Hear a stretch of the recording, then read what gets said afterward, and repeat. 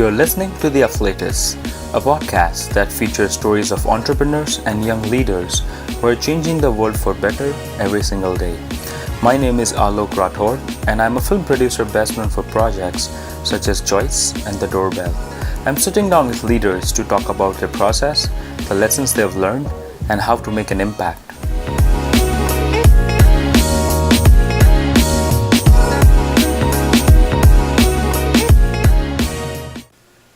In this episode, James talks about the value of being resourceful, the importance of building a community, and a unique approach towards human resources. This is part 2 of the episode.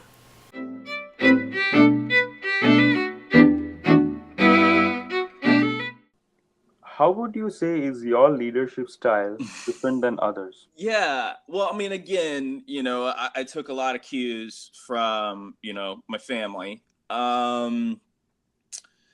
There's a few tips that pop in my head, just little gems that I'd hear my dad say every now and then, one of which was, happy employees mean happy customers.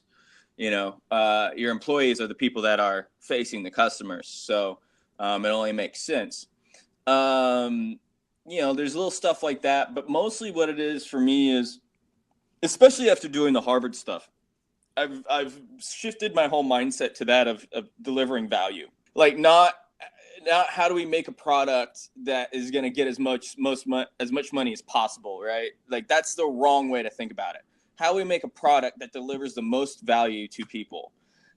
With value comes the money. With value comes everything else. So, I recently got into commercial real estate out here, and one of the biggest brokers out here is a female, which is, in commercial real estate, there's, it's difficult being a female in that industry sometimes, but she's one of the top brokers out here in LA, and she started her career simply by giving people free rent surveys and market analysis. Right. She didn't do any prospecting, didn't do anything like that. She gave people free stuff. And now she's like making millions a year, in transactions. And it's all about delivering value. And there seems to be a big shift in sales methodology that goes that direction as well. And it just makes sense. So for me, leadership, if I'm hiring you to do a job, let's say I'm producing or I'm directing something, I hire a DP, director of photography. I'm hiring the DP because either I don't know how to do the job, can't do the job, whatever. But hopefully what I'm doing is I'm hiring this person because they know better than me. I'm hiring them to help me out,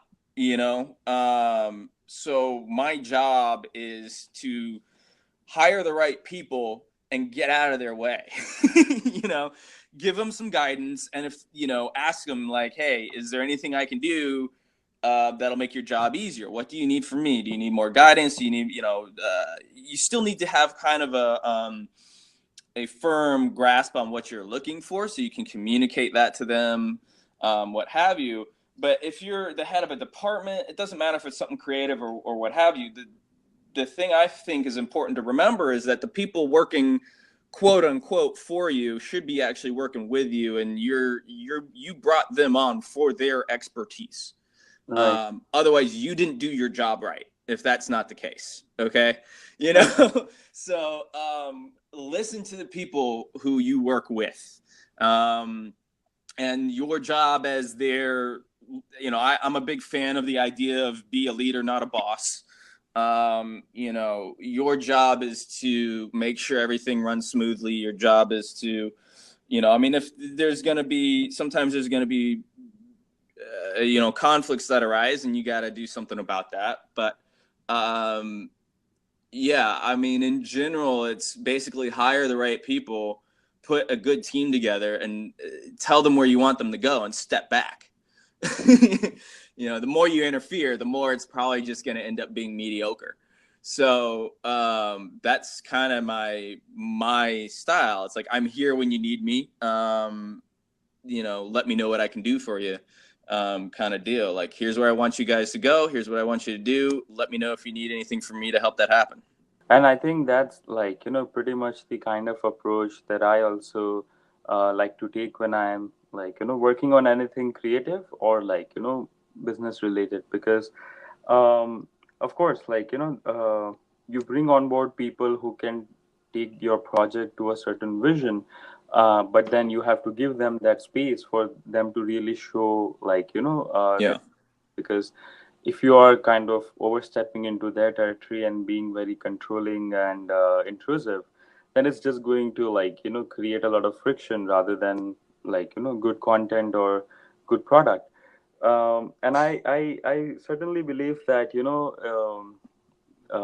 it's important to deliver value, because people, if you are honestly delivering value that comes from a good place, like where your sole intention is not to kind of um, like make money out of it in some sly manner, but just to Mm-hmm. deliver pure value to people, that authenticity goes long way into building your brand and goodwill than just like any amount of marketing will. Yeah. As you said, like uh, the the real estate broker who's doing really well now. My idea is like the same when I'm doing this podcast, is that I saw myself surrounded with all of these amazing people, and I felt that okay, how would it feel to be like them? So like how would it feel to be James? Like so I'm like, okay, well, let's ask him and like make a show out of it. So uh, it's my belief that people around me have this like incredible stories and experiences, and because I feel inspired by them and their story, I need to like put their stories out there to the larger audience so that they could hopefully have the same impact as well. I don't know if this show will ever go on to make millions of dollars or not, but if it does, then You never know. yeah, I mean, Some of people course, might find value in it. Ooh. exactly. But then, like, if it goes, then like it's all because of all the people who came together to share their incredible stories. So Yeah. I'll throw like a huge party and like invite everyone. Like, guys, we are making a lot of money. Let's get together. Well, it's just, again, it's everything is about value, right? If people find value in it, for me, it's, if you're going to start a business, be clear on what kind of value you're creating. Even if you're leading, it's better to lead with respect. What kind of value can you generate to your company, and what kind of value can you generate to the people working underneath you? So everything is about value. I think that value-based approach, especially in a day and age where things can be a bit more transparent than they used to be, Yep. which I think is a good thing. Uh, I think people are more apt to go, like you said, to something or someone who is coming from a place of, what kind of value can I bring you? And then they'll give their money to that person.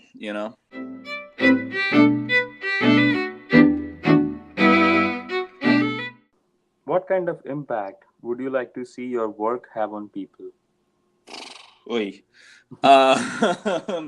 Well, it kind of depends. I'm in a weird zone right now where I'm doing the real estate thing, and I'm considering going back to entertainment as well. So from an entertainment perspective, I'm not gonna lie. I do like the idea of being able to shape, hearts and minds with there is a little bit of a power thing in that. Yeah. But in the best, most altruistic way possible. Um, so I do like being able to, this is a subject that I think people need to be aware of or talk about or think about. I'd like to have an impact in that regard.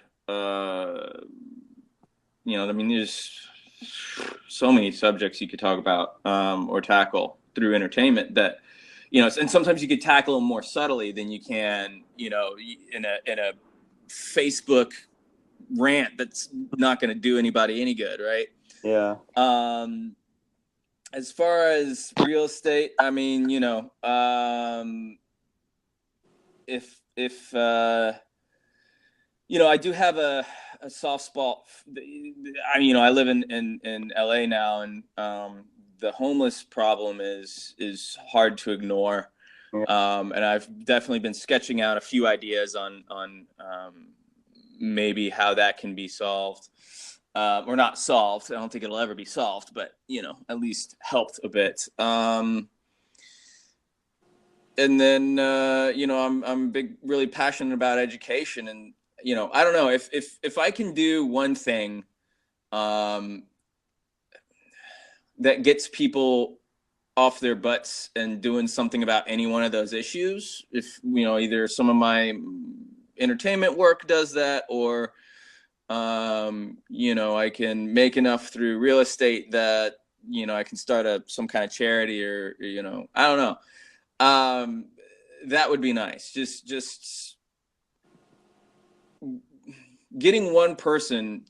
That's all you have to do, right? Yeah. Is inspire one person, and that one person can go on and do who knows what. Right. I think teachers are some of the most powerful people on the planet, because they're shaping young minds, obviously. Right. Yeah, I mean, that's a good question. If I could just get one person to kind of figure out what it is they want to do in life, or figure out what their passion is and do something about it, that would be great. Well, it might make you happy to realize that you are doing that for me, where, like, you have inspired me to constantly explore new ideas and new perspectives on how I take ahead my filmmaking journey. So, one I appreciate that. I did not expect that. well, now you know. So, like, there's at least one person who's happy that you did what you did, right? And I hope that going ahead, many more people see, like, the value in the work that you have done so far, and walk away with good insights from that. Hopefully, after this episode, once it airs. But I mean, if you're looking to get back to entertainment business, well, I might be able to help you with something, in the sense that I'm always looking to produce projects. So Mm-hmm. we can certainly talk about that, and maybe come up with a concept, or, like, something that we can work towards.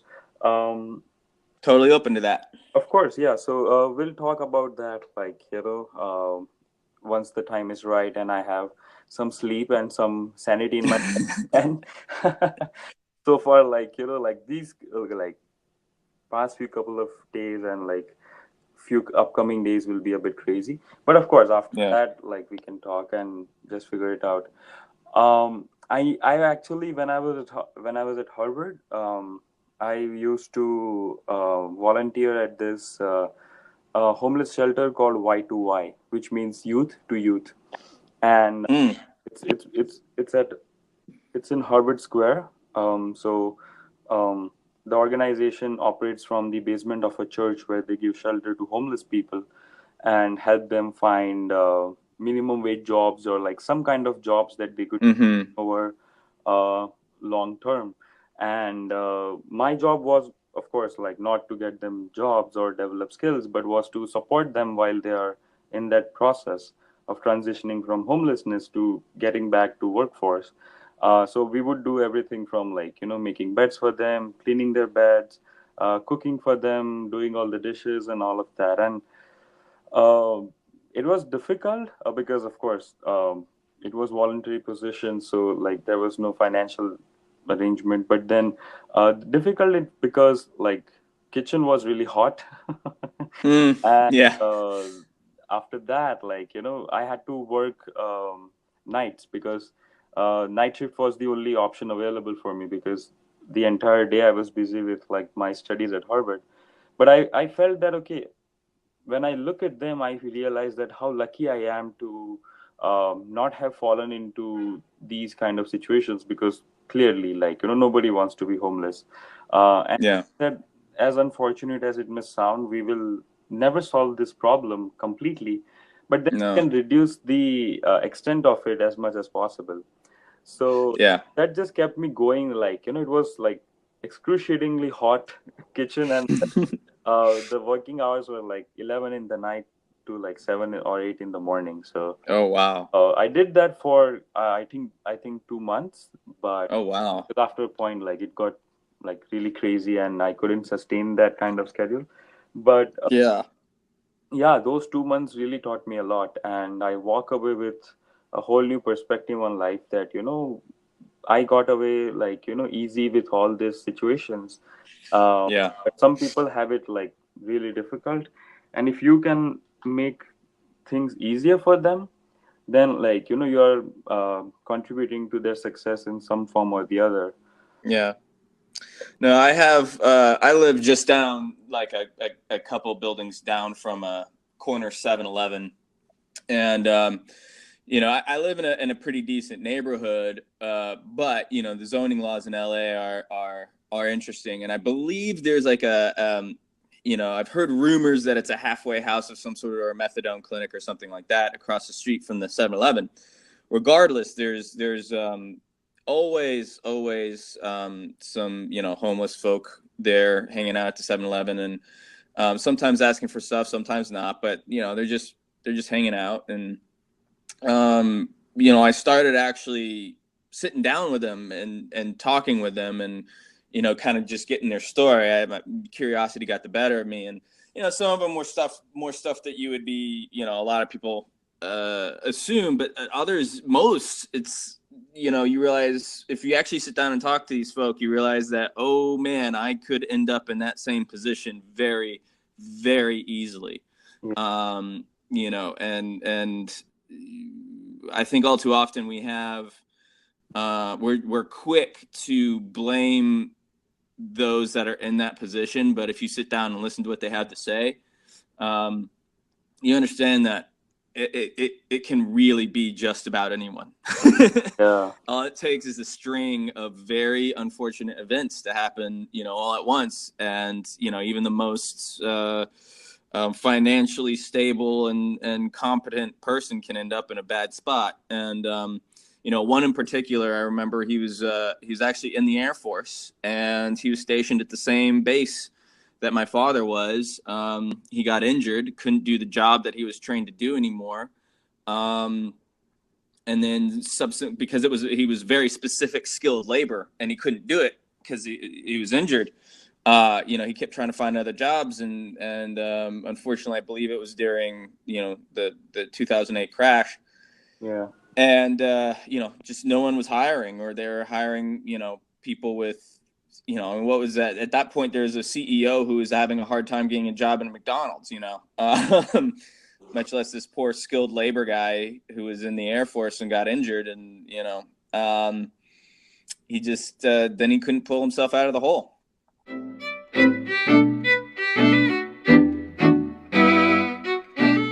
What's next? What are the exciting projects that you are currently working on, and what can the listeners expect from you going ahead? Well, right now I'm fairly focused on building a stable platform with the real estate stuff. It's always good. I feel like it's good to kind of diversify your income streams, as I like to say. Yeah.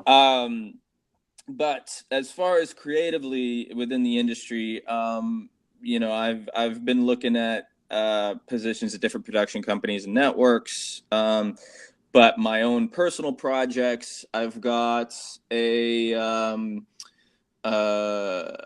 to figure out how much I can say. But probably not much. I've got a mini series pilot that's been floating around town. Wow. And it's based on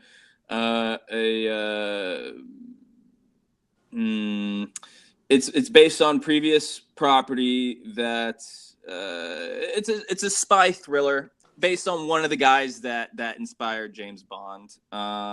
There's been many. He's just but one of them. We've been working with his son, and that one's been pretty cool.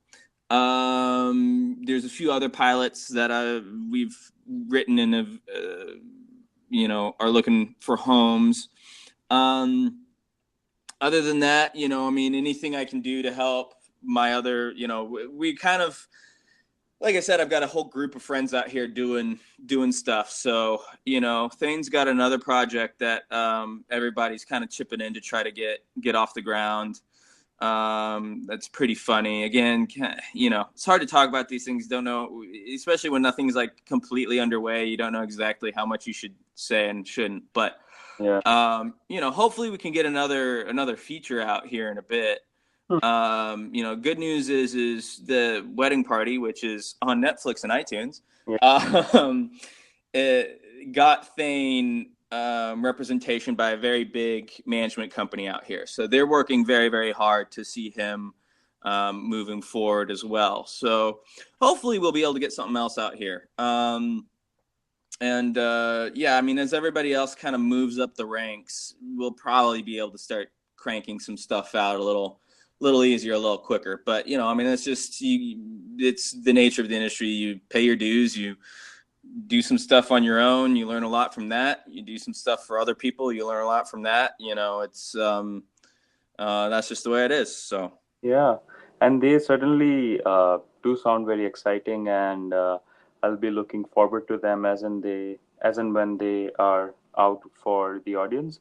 But yeah, certainly exciting prospects, and I'll be happy to watch them whenever they're out, or uh, consume them in any form as it is made available.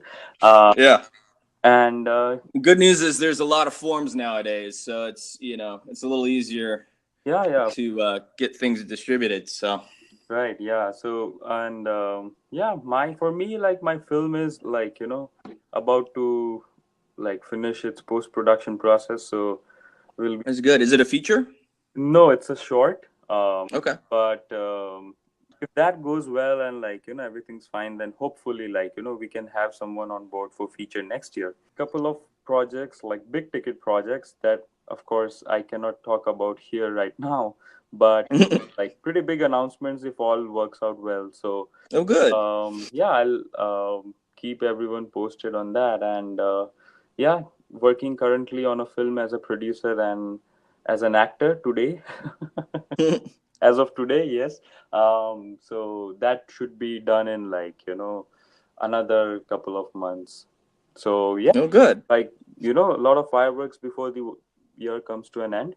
So Yeah. it will be fun, and of course I'll keep everyone posted on that. But I'm certainly looking forward to your projects.